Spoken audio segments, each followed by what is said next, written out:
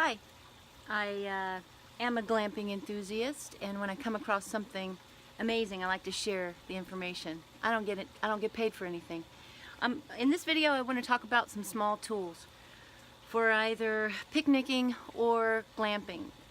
Obviously, you're going to have to go camping with somebody very experienced who's willing to bring the ugly tools like the axe and all that kind of stuff if you want to bring beautiful things. Otherwise, you'd be weighted down left and right. You've got an axe, you've got a hammer, you've got all kinds of crazy shovels and stuff. Let somebody else bring that. You bring the pretty things, right? Or if you're like me, just bring everything and you can take no passengers because your truck is full of stuff. This is the Opinel knife that I like to take camping, glamping, and I like to take on picnics. This is not my survival knife. This is not a utility knife. I just dropped my antique pocket knife that I usually bring everywhere, but I also have this Swiss Army knife that has a screwdriver and all kinds of things, a bottle opener, some scissors, but it doesn't have a corkscrew. Recently, I didn't have a corkscrew at a picnic, and although it did help me make friends, it cost us some valuable time on the beach. So I love this knife because not only does it have a lengthy corkscrew, but hear this? Listen. It's got the satisfactory click that all glamtastic things must have to meet and get my glamp stamp of approval. But I love it because you close it. It's not very sharp, but when you close it and you're holding it, you have a nice pull. This is what I really love as far as a picnic knife. I have a lightweight knife for trail camping, and I have a different knife for if I'm just going to go car camping because it has more functionality. You want to avoid being a janitor. You want to avoid janitor camping, which is you just bring everything on your key ring. The advantage of having, your light and your bottle opener and your matches, dry thing and all that stuff is that, we can hear you coming and going, but we'd rather listen to birds chirp than this thing, okay?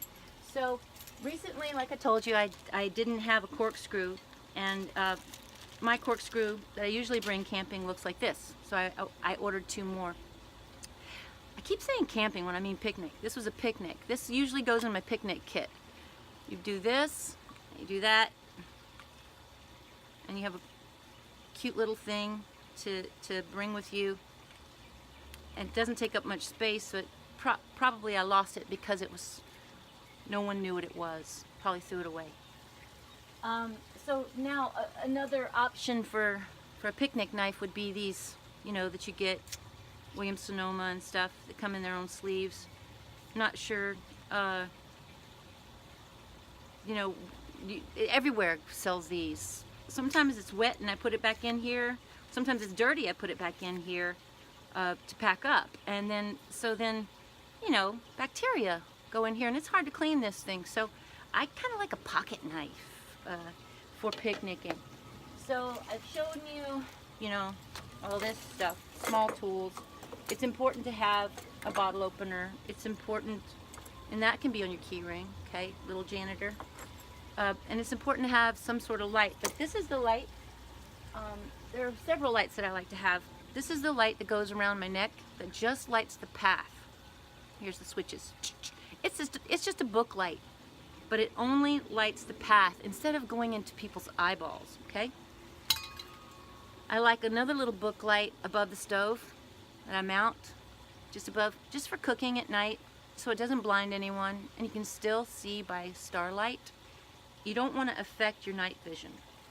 Okay, some more little tools before I move on to the 3 lights that I love would be, this is a great thing to have, an enamel cup that can get beaten up and you don't mind, and that's your coffee cup and it's distinct and you want to be there. It's just got to have some sort of way for you to push it underneath the person who's pouring the coffee so that you can function every day, because it's not very glamtastic to not have coffee.